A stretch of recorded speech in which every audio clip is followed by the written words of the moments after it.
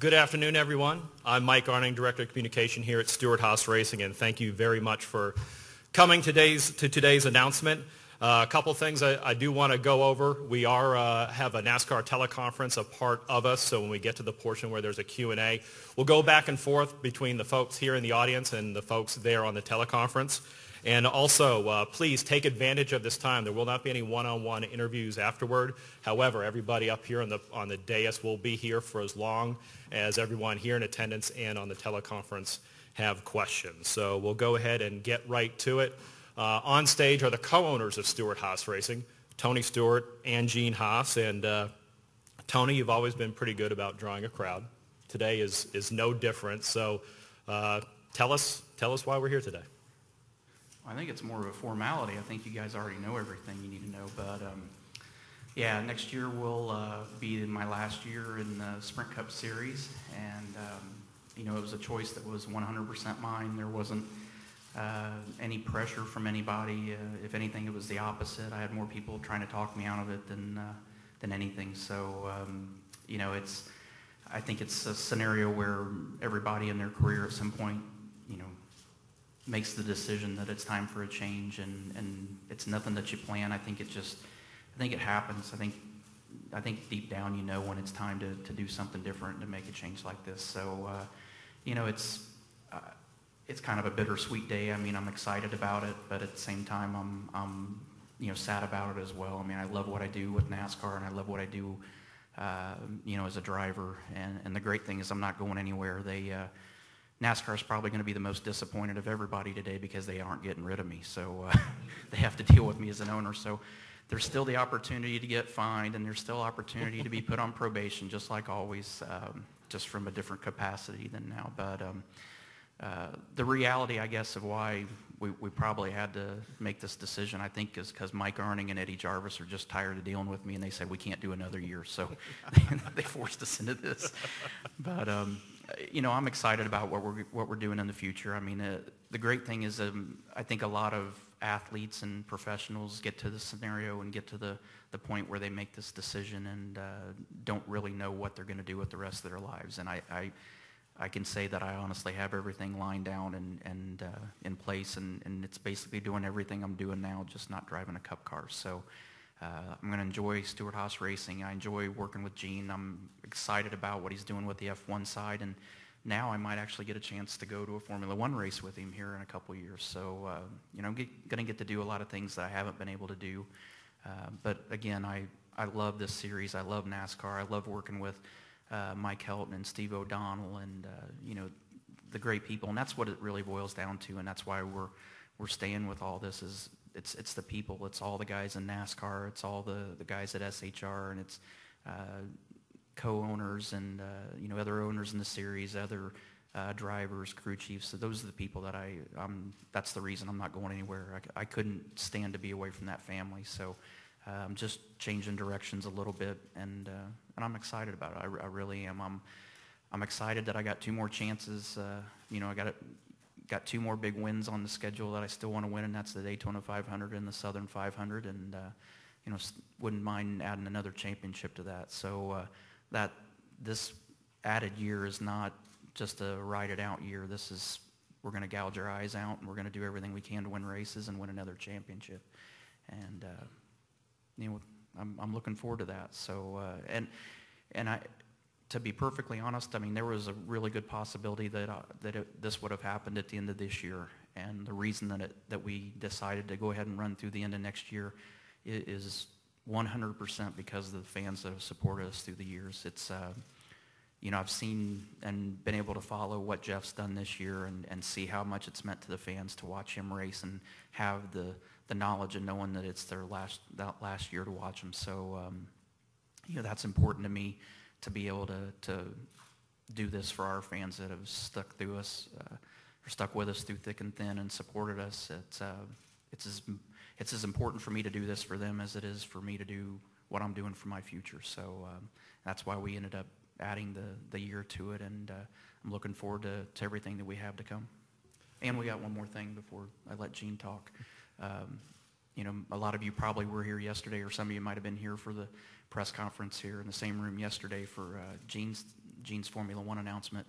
The one variable he left out, I know it was just probably a miscue, but he announced his full-time driver for next year in the F1 car. He didn't announce his second driver for the F1 team, and you're looking at him. So I'm going to apologize now for the cars I'm going to crash, but it's just part of the business. You know the deal. Gene, you know Tony well. You brought him on board as a partner to create Stewart-Haas Racing in 2009. You know, regardless of his driving status, what has he brought to this race team, and what will he continue to bring to SHR? You know, it certainly was it's been a quick 7 years. We started this in 2009. You know, we were one of those backmarker teams, pretty much unknown. We had a few you know, times when we stood out. I think we led a few races, but we never actually won one, and it was really a struggle. You know, Joe Custard was really instrumental in putting these little pieces together, and Tony had some kind of interest in maybe change. And quite frankly, if you've ever been around racers that are always looking for change, they're looking for the latest swing arm or the spindle or whatever to make them go faster. So, you know, change in racing is pretty much standard course. But you know, all the doomsayers out there kind of beat up on Tony. It's like, well, why the heck would you want to leave a great team and do something crazy like this? And you know, even I had to have that question myself. It was a heck of a step for Tony to do something like that, to leave the security of his team, you know, being a championship driver, and you know, starting with to everybody it looked like a startup team. But what really comes down to is that you know, I had a good foundation. We had a nice race shop, good relationships with Chevrolet, Hendricks Motorsports. So we had all the fundamental pieces, and I think that's what Tony saw. Hey, I can go in here and we can be up and running, and that's what you saw in 2009. Tony and Ryan Newman came out of the gate, and they were incredibly fast and went right to the top. And people were wondering, well, you know, Tony must have been a genius to do all that. And you know, he yeah, he fooled him. But you know, the reality of it is that you know, like, Tony brought the talent, and I had the foundation here. But without Tony, we never would have turned into the super team that we are now, winning 2 championships. So you know, who was more valuable? Probably, you know, I don't know. I don't think you could say either one of us was really all that valuable. But what the value is in the combination of the two of us. You know, he brings the talent, he brings the sponsors. You know, I had the foundation, and you put those two together, and you had a NASCAR superstar team. And this is just part of it, I think, the transition of going from, you know, drivers come, drivers go. It's just part of what you do in racing. And Tony is you know, not only an owner but a driver. So this is, I think, a smooth transition. And it also allows Stewart-Haas Racing to you know, navigate the waters. We got sponsors, we got employees. There's a lot of responsibility. So this transition is going to be you know, something that this company needs to do. And you know, we can prove that, you know, Stewart-Haas Racing is just not you know, a one-shot wonder. It's one of these. It's a team that can go on, it can compete, and we're going to be here for a long time. And it'll be great to have Tony be part of that. You know, too often drivers, when they retire from the sport, just disappear. And as much as some people would like to see Tony disappear, he's going to stay around for a while. So it'll be good to have him at the race track. And you know, we already have some plans to do some other things that probably will surprise people. But anyways, it was fast. It was a blink of an eye for me to you know, join up with Tony, and then, you know, here we are talking about his retirement, just incredibly fast. But I'm sure that you know, going forward, that things will be changed just as fast again. But you know, that's what racing's about: fast-paced, fast cars. Anyways, I'll turn it back to Mike. Sure. You know, Tony, you'll wear the dual hats of driver owner next year, but when the helmet comes off for good and that 14 car is rolling around the track in 2017, who have you chosen to pilot it? We're bringing Harry Gant on a retirement. So his hair still looks immaculate, but another guy that has immaculate hair and a great personality and has a very similar background to mine and passion for motorsports outside of NASCAR is the guy that's going to take over the number 14 Chevrolet, and that's Clint Boyer.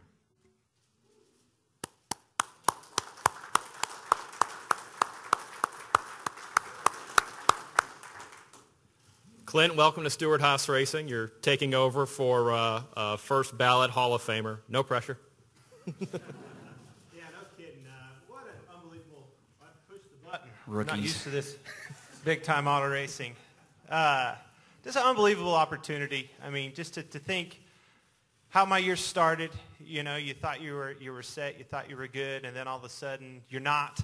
And then all of a sudden that led to a door opening at one of the biggest powerhouses in this sport. I mean, that's, to me, is what this world's all about, is opportunities. And certainly with that opportunity, the unfortunate thing is you lose one of the boys, you know, one of the guys that I've always had a lot of fun with, enjoyed, whether it was racing alongside of him or beating and banging on him and bickering about it afterwards. I always enjoyed the fact that Tony Stewart's character was on that racetrack. That being said, damn, I'm glad that you decided to retire and open this seat up for me. But, you know, it's just all about people. It's all about culture for me. And I think the fit factor couldn't be any better. You know, Rodney, I've worked with him at NWR. Kevin, most of my career, I've raced alongside Kevin Harvick. You know, just Zippy, when I talk to him, the communication is so easy. Tony, you know, when we talk about this, Brett, there's so many good people here, and that's why they have the success that they do. Gene, you know, the everything that he's created, just like he said, the platform that he built and instilled in Stewart-Haas Racing is something that is definitely there. Seeing the horizon in his F1 team is exciting. It just knowing your name's attached to all this is something I'm really looking forward to and very proud of. Very good. Thank you, guys. We'll go ahead and open it up to questions from those in attendance first. Please state your name and affiliation. Raise your hand. We do have mic runners. We'll go ahead and start with Kenny, Bruce, Lewis, and Claire. Kenny Bruce with NASCAR.com. Tony, you talked about, you know, the decision and everything, but do you feel like you're going out on your own terms? Absolutely.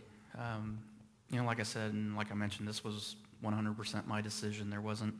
There's not one factor that led to this other than just I felt like it was the right time. And, you know, everything in racing is timing, and, you know, the opportunity to get somebody like Clint Boyer, I mean, that's when you know you seize the opportunity. And, you know, like you can tell, we're probably going to have a hard time working with each other and communicating with each other. So we probably won't have any fun racing with each other. So, you know, it's the right time, it's the right opportunity, and it's, you know, when somebody in a scenario like Clint's this year came about, you jump on those opportunities, and you know that timing's everything. So, you know, it just all meshed. I mean, everything happens for a reason, and you know, you look at my career and you look at all the different entities that we have. I mean, nothing was ever part of a master plan. It all just came about with opportunities coming at the right time, and I think this was one of those as well. I mean, I felt like it was the right time for me to make a change, and had the perfect opportunity to get the perfect driver to fill in for us. So, you know, we're going to enjoy this. We're going to have a lot of fun, and you know, I feel like we got the right guy behind the steering wheel coming forward. Okay, Lewis. Lewis Frank of Reuters. Tony, you took the number 14 to honor your hero, A.J. Foyt. Have you spoken to him? And if you have, what is his reaction to your retirement? I haven't yet. He's probably going to yell at me like he normally does when I call him. So I'm sure I'm going to get a bunch of grief, but I'm trying to be as nice to you today as I can. So, but I'm sure he's going to give me a lot of grief over this. But, you know, I think he'll be proud of who we've picked. I think Clint fits that style that AJ and I have always had, and you know, I think he'll carry the torch pretty well for us. Okay, Claire. Claire B. Lang, Sirius XM NASCAR Radio. A question for Tony and for Clint. Tony, you joked about F1 racing. you have a lot to contribute to NASCAR Who said in I was general. joking? You're not joking. Do you have aspirations to drive in any other series? And are you just hanging up the Sprint Cup hat, or? Yeah, I'm still going to race. I'm not retiring from racing. I'm just retiring from the Cup Series. So, perfect examples like this past weekend at Loudon. I mean, I've ran the modified tour race up there before and loved it. A lot of times since then I've tried to run it, and we've had sponsor obligations and other things. So I'm not totally getting away from it, and that's a perfect opportunity on 2 perfect weekends where I can be there with the Cup side, and I still get to race too. So I'm not retiring from racing. I'm just retiring from the Cup Series and focus on the owner side.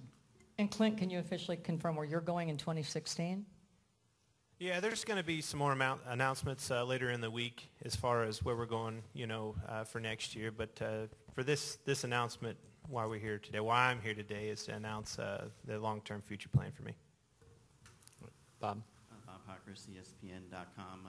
Tony, what has been the impact of the leg injury and of the tragedy, the emotional toll of the tragedy been on this decision? 0%, not 1% of it has had anything to do with it. I mean, this is strictly what I want to do, and my leg feels fine. There's nothing wrong with my leg. The tragedy, nothing's going to change that.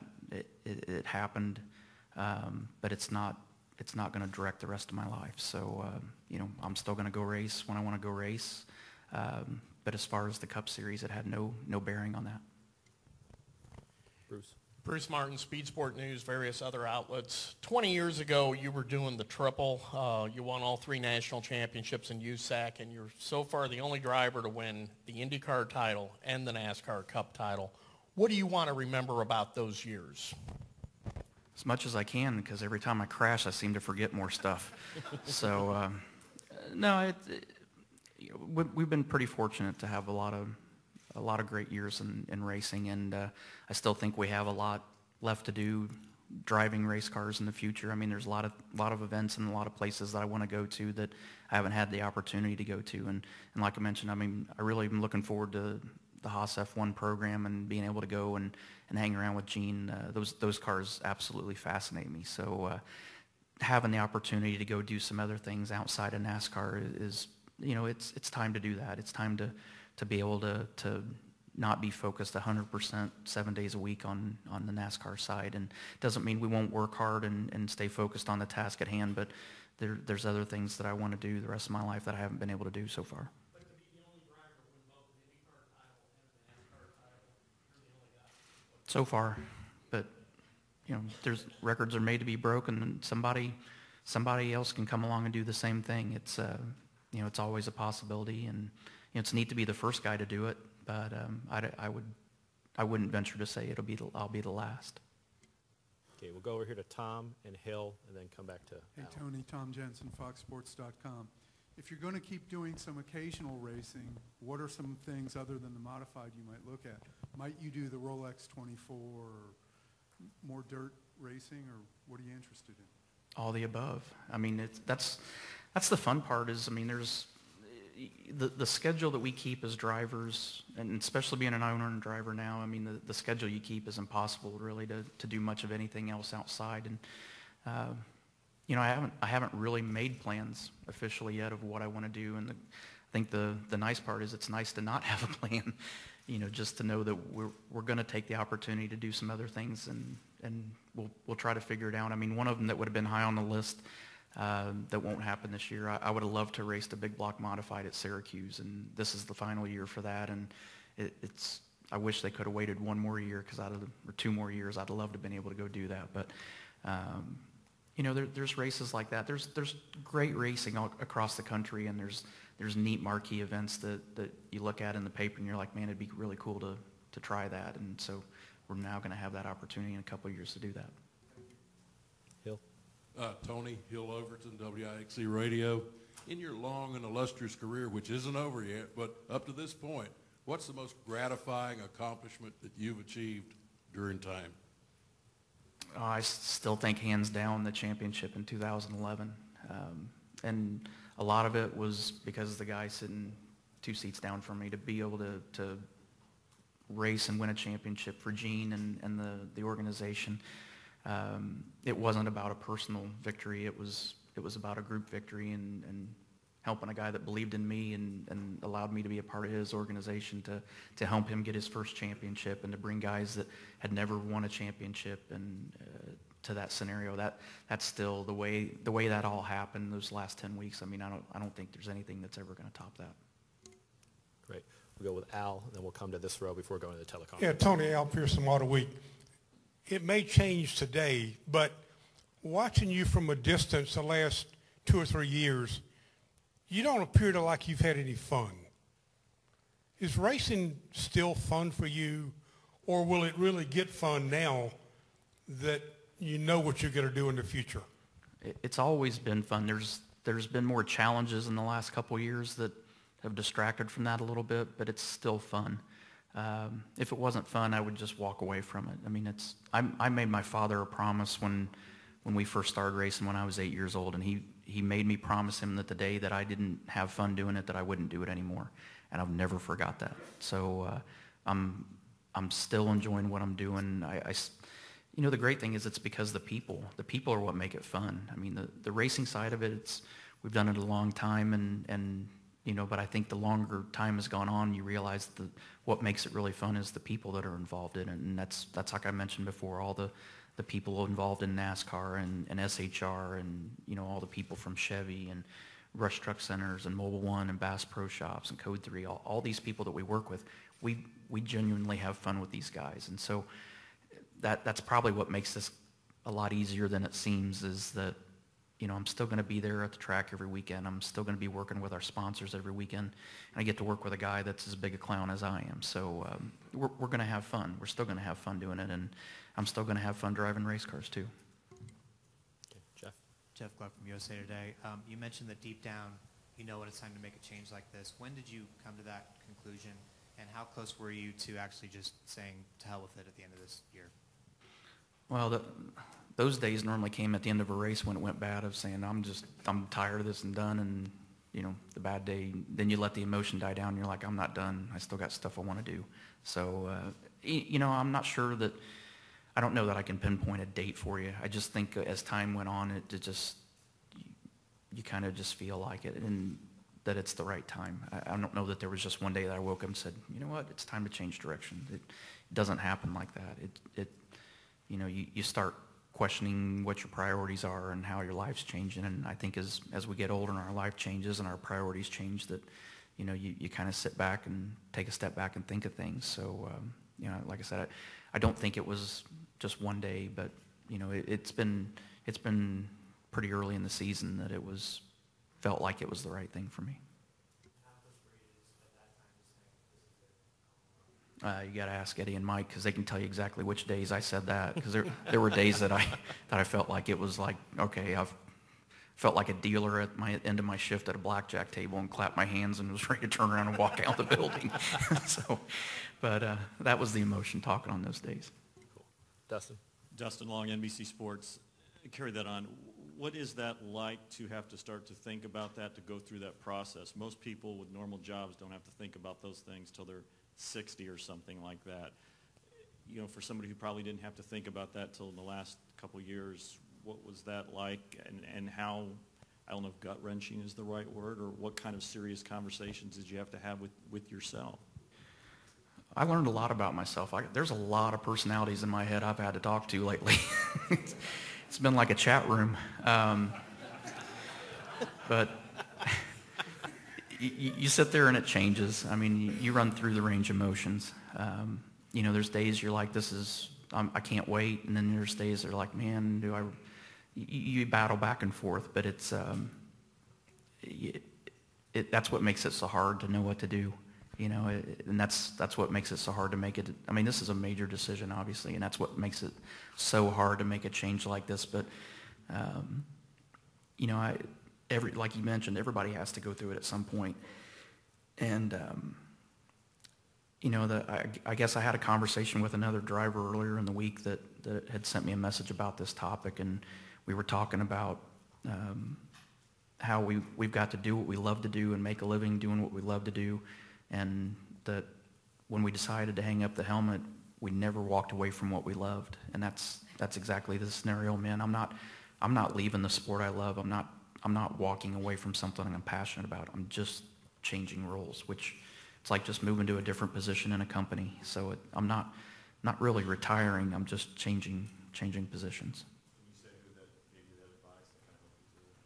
Well, I don't know if it was advice. I was the one that actually in the conversation brought that up, that we're pretty fortunate to be able to do that and still do what we love to do. So, but I've had some great messages since Sunday. Sunday night I was pretty frustrated because it's like I really wanted to be able to talk about it and bring it up. And you guys are always better at this than we are, and it always amazes me how the resources you guys have are great. And there's never secrets in racing anyway, but I think it's been, in the big picture, a huge asset of having it come out Sunday and then talking about it today, because it, reading what people have posted on Twitter and the messages I've got from people that I really think of in the sport, it's made this day much easier than it would have been if you guys hadn't helped with this and getting it started on Sunday. Jim. Jim Utter, motorsport.com. One question for Tony and one for Clint. Going back to, you were talking about an owner. You have been an owner in some facet of many things in your career, whether it be other forms of motorsports, a part owner at Stewart-Haas. But I guess I think a lot of people would wonder, will you get the same competitive fire becoming more of an owner than you have as being a race car driver most of your career? And I was just curious as to whether you thought about that in making this decision. I've won more championships as a car owner than I have as a driver. If you look at our record since 2001, I think we've won 23 national championships as a car owner. So to ask whether I'm just as competitive as an owner, I'm definitely as competitive as an owner as I am as a driver. So, that's the great thing, is it's hard to take somebody that's competitive and take them out of a competitive environment. And that's the great thing, is I'm not having to do that. I'm still going to be competitive with the Cup team as an owner. I'm still going to be competitive as a track owner, as a series owner, and as a dirt track owner as well. So, that fire's still there, and that's what makes this transition much easier for me, is I'm not sitting there trying to figure out what I'm going to do, and I'm not trying to find something to be competitive with. It's already there. It's already in place. We've already been doing it. It's just a change in direction on the Cup side. And for Clint, I was just curious, what was your first thoughts when A, you first heard that Tony was thinking of retiring, and then B, when the possibility came up of you replacing him in the 14?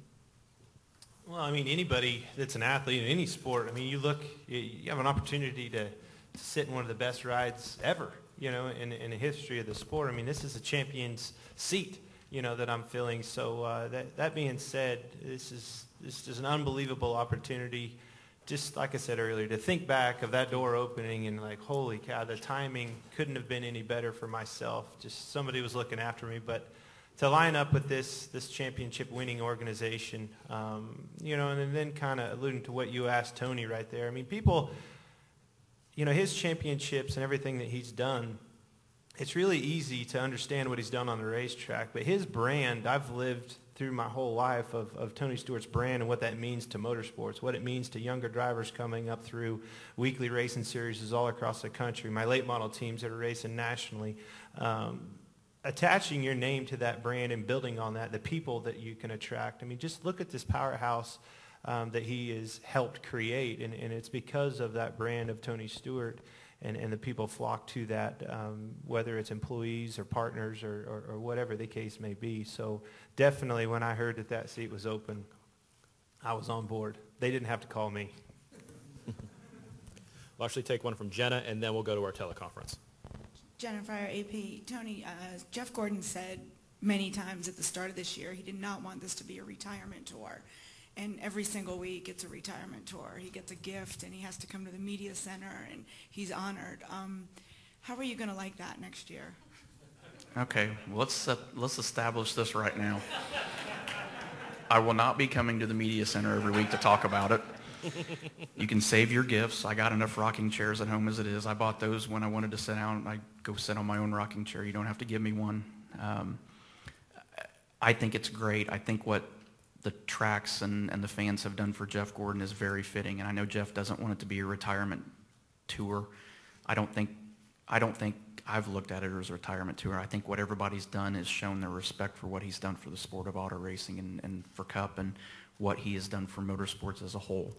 I'm not really that kind of guy. I'm content to go race and be around the racing community and the racing family and be around our fans, and they can just send me a note from the track president and say, hey, thank you, and that'll be sufficient for me. But I think it's been very fitting for Jeff. I don't think I'm worthy of that kind of admiration because I think Jeff's really done so much for the sport that nobody will ever be able to do again. I think everything that Jeff's got has been very fitting. So, but I think that kind of celebration's reserved for somebody like Jeff. I mean, I might stroll through there to give you guys a hard time once in a while just because I can, but if I come to the media center, it better be because I ran in the top 3 or top 5 or actually did something. So it's not because I'm not going to go there to talk about what I'm going to do the year after because we already know what I'm going to do the year after. So that's why we're talking about it today.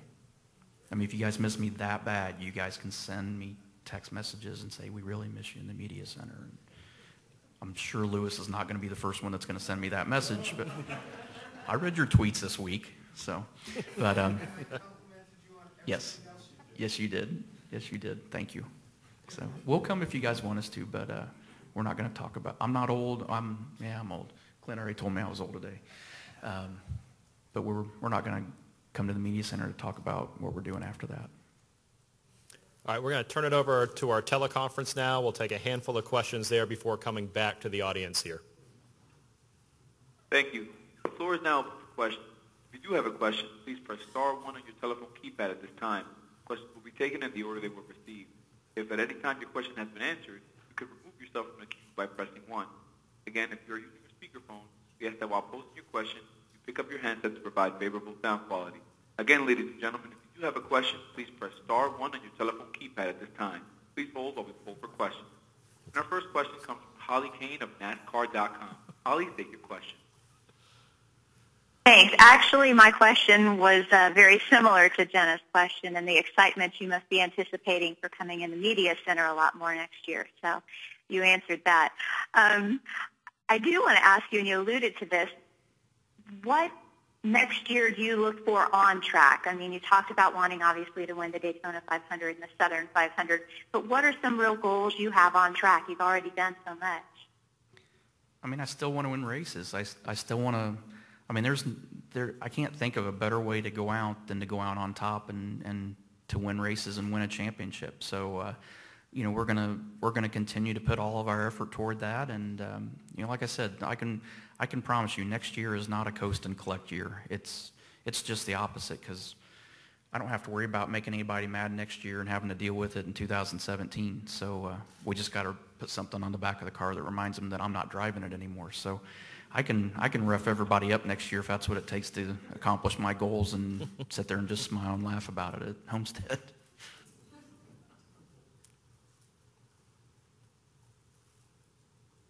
Very much. And our next question comes from Jim Pedley of RacingToday.com. Jim, state your question. Yeah, Tony, do you feel like you've lost anything as far as your driving skill set, and do you feel like you can still compete on a daily basis with the best? Yeah, I mean, I think our race last weekend at Loudon, showed that we still have that fire and that intensity, and we raced with some really good cars. And that's probably one of the better weeks that we've had all year. So, I know the potential's still there. I know we can do it. I mean, we qualify. We first guy to run 200 miles an hour at Texas Motor Speedway, and if that doesn't prove that we can still nut it up, I don't know what does. So, anybody have any questions after that, feel free to ask, but I'm pretty sure if you want to ride along on that lap at 200 miles an hour at Texas, you can ask if I lost anything there. Thank you. Our next question comes from Ted Schultz of the Republic. Ted, state your question. Yeah, Tony. Ted Schultz, the Columbus Republic. Now that you're going to be retiring after next year, do you plan to spend a lot more time in Columbus? Yeah, I would love to come home more. Are we in October yet? Is it officially October? Tomorrow's October.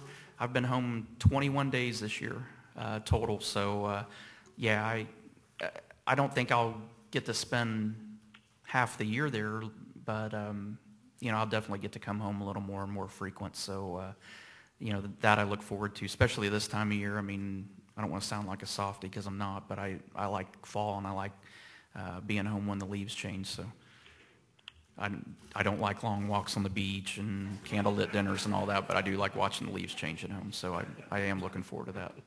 Don't look at me, you two back there that way, because I know it really got you two excited. So. Our next question comes from Mike Neff of FrontStretch.com. Mike, state your question. Tony, speaking of spending some time in Indiana, you've stated over the last few years that in order to do the 500, you would have to have a month to commit to it and actually do it right. Now that you're not going to be in a cup car, are you going to be able to spend a month in Indiana and try and win that Indianapolis 500? No. Thank you. At this time, there are no further questions. We have some more. Okay, we'll come back to the folks here. We'll go to the back with MRN. Woody Kane, MRN. Tony, you mentioned earlier that NASCAR might be sad that you're not going away. With that in mind, I was curious what you think about a couple of the things coming up in terms of on the business side, there were some meetings this week, and then on the competition side going forward. What would you like to see? Well, I didn't get to go to the meeting yesterday, but I heard it went really well. I was in the driver council meeting last Friday at Loudon, and I thought that went extremely well. I'm really happy with the way I think things are going for the future, and mainly just the way it's all communicated with the team owners and the drivers and the manufacturers, the engineers. I mean, I thought that was probably one of the best meetings I ever attended last week, and I feel really confident in the leadership going forward. I think that's something that I thought earlier in the year I thought might be a really big problem, and I really feel like after Friday's meeting, I like the direction that mainly, like I said, the line of communication I felt like is something that we've never seen in this sport. To have a meeting like that with Goodyear and with the manufacturers, with drivers, crew chiefs, car owners, I thought it was great. So I'm real encouraged by the conversations we all had last week, and I think we have a lot to look forward to. Kelly Crandall from PopularSpeed.com. Tony, you keep saying you're not going away. NASCAR's going to be upset about that. With being out of the car now, do you think you'll be in their ear more because you'll see things from a different perspective now? I think there's a really good possibility I'll get invited to the trailer like I used to years ago. I see that being very realistic. So I'll know if you go in the trailer and you see my name embroidered on a chair, you'll know that they're thinking the same way. But I made sure and sent Helton and O'Donnell messages this week and said, listen, don't get too excited about this because I'm taking a suit and helmet off, but I'm still going to be at the track harassing everybody. So nobody's getting a free pass now. Tony, could you talk about your first victory at Richmond in 1999 and, you know, just about your memories of that? I was skinnier. I didn't have any gray hair. I mean, I remember it being one of the coolest races, I thought, you know, at that point in my life. I mean, I was racing Dale Sr., Dale Jarrett, Jeff Burton, Bobby Labonte, Mark Martin, Jeff Gordon, and those were the 6 guys that consistently through that race that I got to race. And to be able to just, I mean, we had a great car that night. We led 333 of the 400 laps, and, you know, to race that group of those 6 guys and beat them, I mean, that was when I felt like I truly belonged in the sport that night. Okay, we'll go over here to Ralph. Sorry, Ralph, I forgot to mention your hair's perfect today as well. So go ahead. Thank you. I see you don't have to worry so much about left side weight on the car anymore. That's good to know. Love you too. Ralph Shaheen, Speed Sport, in case you missed it. Wanted to ask they didn't miss it. Don't worry, they didn't. Daytona 500 2017. You're there as a car owner. Are you on a hauler watching from a distance? Are you one of the guys with multiple numbers on your shirt going up and down with a radio? Are you sitting on a war wagon somewhere? Or are you spotting from the roof? I'll probably be on some fan's motorhome on the backstretch Just promoting our sponsors. I have no idea where I'm supposed to be yet. I've got a whole year to figure that out. But, you know, I got a taste of it when I got hurt, you know, and when we got to go back, when we finally got to go back to the track, I mean, I got a taste of what it was like. And, I mean, I'm glad I sit I'm glad I sit behind the steering wheel still, because sitting on the pit box is nerve-wracking, and you don't want to try to talk to anybody because they're all working. And if I make them that on edge, I'm hoping that they'll be a little calmer when I'm not there. But I'm not sure what my role exactly will be on race day there. But I mean, I'm used to having a radio where I can talk to those guys and hear what's going on. And you know, if it's something that, you know, I think the good thing is if it's something where Clint and Danica and Kurt and Kevin all know that somebody's there, and if they need information that they need a driver's perspective on, I'm there. I can be on top in the spotter stand if that's where they want me. I'll be wherever they want me. Wherever I'm going to be the biggest asset, that's where I'll be.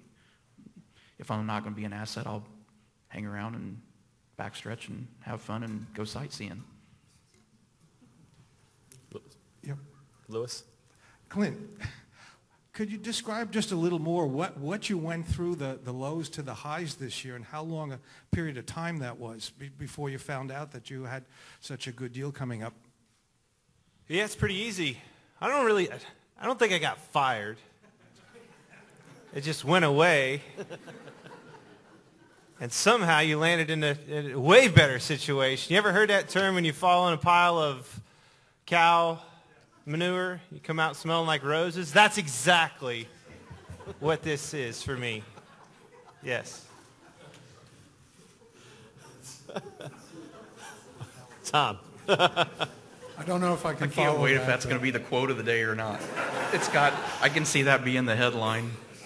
Somebody's got to use that as a headline tonight. I got to read that somewhere. Tony, Tom Jensen again from foxsports.com. You're obviously having a good time up here. You're being funny and joking and cutting up. You have a huge following of fan base. You have a very engaging personality. You ever thought about doing TV? No. Yeah, we are doing TV right now. I actually did that, and I enjoyed it. But I think I realized, I did it back for TNT. I think I did 15 Xfinity races that one year, and I really enjoyed it. I think it's a lot of work, and for anybody that doesn't understand what kind of concentration and focus you have to have driving a race car, it's exactly the same when you're trying to call a race. So I think we've got probably one of the best guys that I can imagine for that role going in there next year with Jeff Gordon. I don't think they're going to need me for that. So I don't know that I'm going to dedicate that much time to it either. You know, like I said, I still have a big to-do list of things that I want to do outside of Cup racing that going to the TV booth wouldn't allow for me to do that. So I'm making the right deal for me. Any other questions? All right, Bob. Bob Hockers, ESPN.com. Will you do sprint car racing again? Maybe. Probably. And what will determine what races you do? I mean, what? Just looking at schedules, because, you know, obviously the Cup Series is going to be my focus from the ownership side. You know, I think a lot of it's, I'm not going to want to be too far away from the Cup side wherever we're at that weekend. So, you know, if there's opportunities to go race somewhere in the area, then we'll look at that. And if there's big marquee events that we want to single out and want to go to, we'll juggle that as well. But like I said, right now we really haven't set an agenda or a schedule of what we want to do. We'll figure it out as we go. Yeah, yeah. And the what do I want to do factor. It's, you know, cool factor is always fun. That's why Clint and I may be the only two drivers that own flamethrowers in the series. So, but there's definitely some cool stuff that we want to do, and not all of it is revolving around driving a race car either. There's other things, like I said, being able to have the opportunity to go with Gene to F1 races, I think is something that is really going to be a cool experience as well. Claire B. Lang, Sirius XM NASCAR Radio fans on Twitter, which I'm sure you'll see later, are you know, they're going to really miss you being in the car, but they really are happy for you. But they are asking if you would rule out Xfinity or trucks, if you would still race just other series, or would you think about maybe driving a truck or an Xfinity car? Yeah, I haven't ruled that out at all. I mean, like I said, perfect example is the modified tour at Loudon. I mean, that's something that if the right opportunity comes along, I'd like to go back and do that. So, you know, I can see one day probably a box on the list of things that I really want to do is I really want to run a truck at Eldora. I don't know how I'm going to pull that off because I lose my mind every day that we're there for that race as it is being a track owner. But, you know, that's something that I would like to do. And you know, that may be something we get to do as well. Any other questions? I do have a directive from Tony. When we leave this room on Wednesday, he's not interested in coming into the media center, as he said, and talking about retirement. So this is the moment to talk about his future plans. Forever hold your peace, however big your piece is.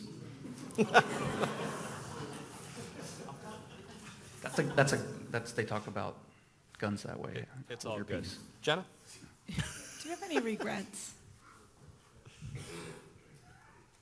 When Clint goes, I don't think that was better, that's when you know that was really bad.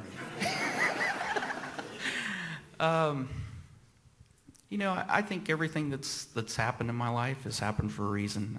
I don't think there's anything that you know, I think there's things that I would like to have skipped in my life and things have not happened, but I think everything in the big picture has happened for a reason and is part of something that's a lot bigger than what we are in this room.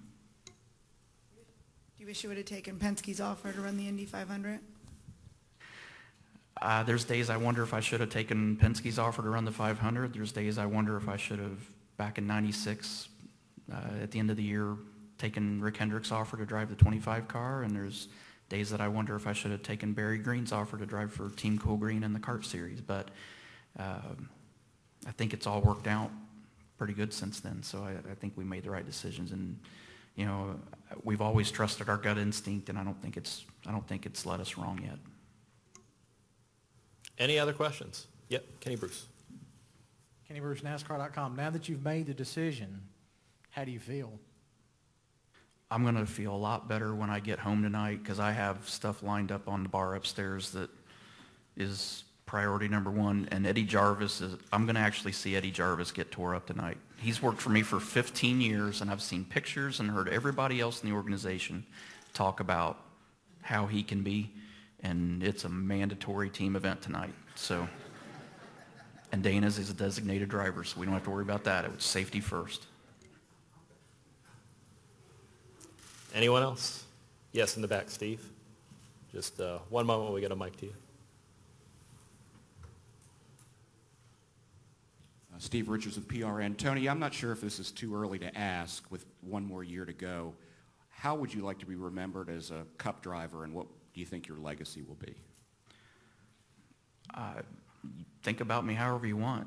I mean, I really haven't thought about it, I guess, to be honest, because to me, at the end of the day, I'm happy with who I am. I look at myself in the mirror, and I'm comfortable with who I am and what I've done and the path that I've been down. So, you know, I think everybody's views of what my career has been and meant is going to mean different things to different people, and I think everybody should have their own opinions about it. But, you know, I've been very fortunate to do what I've loved to do for 37 years up to this point. Next year will be 38, and there's no period on it at the end of next year. It's just a little change, and like I said, I still plan on adding stats for years to come after 2016. Okay, Jim. Jim out of motorsport.com. I asked this question the other day of Mike Helton, and now that you've made your announcement, I wanted your thoughts. When you look around the garage, the series, NASCAR, you know, Jeff's retiring, you've announced your retirement. There's probably several guys that aren't too far behind. Do you see a group of up-and-coming drivers that can be the next stars of NASCAR? Absolutely. You know, this isn't something new that drivers have come and gone. I mean, you've been around this sport a long time, and you think about when Pearson and Petty and Yarborough, you think of all the drivers that were here and not here anymore and retired. There was always somebody else that came along that brought the same level of excitement to the sport. So, you know, I think this year in particular, I mean, we've seen a strong group of young guys that are coming in. I remember when I started, I used to be the young guy in the deal, and I was 25. Now young guys are 16 starting in this series. So they're pushed for the next young guy. They've got it as young as they can get it nowadays. Guys can get in early, but there's good guys that we've seen from experience this year that can really drive race cars and make races exciting that are coming along that I promise you the sport's going to be healthy for a long time. Jeff? If you were running up front and winning a bunch of races the last couple of years, do you think that this decision would still be made today? Yeah, it would. I mean, it's the right thing. It's not performance-based. It's just time to do what we're doing. And like I said, I still fully anticipate we're going to get things turned around. If I didn't feel that way, I wouldn't waste my time next year for anybody. You know, I'm not a guy that's going to get in a car and ride. So we're full steam ahead. We're gonna keep working and try to win as many races as we can next year. And that goal is going to be this. When you guys get to February, go ahead and write this down. What our goals are for the year. We're going to try to win races, try to win the Daytona 500, the Brickyard 400, the Southern 500, and try to win a championship. So help you guys. You guys can already start writing in January when they do the media tour. That's what our goals are for next year. Any other questions? All right, before we let these guys go, one thing that we are going to do, we'll stand each of them up, get a group photo, so we'll allow everyone to do that. One last time, any other questions before we break up? All right, ladies and gentlemen, thank you very much for your time today. Certainly appreciate it.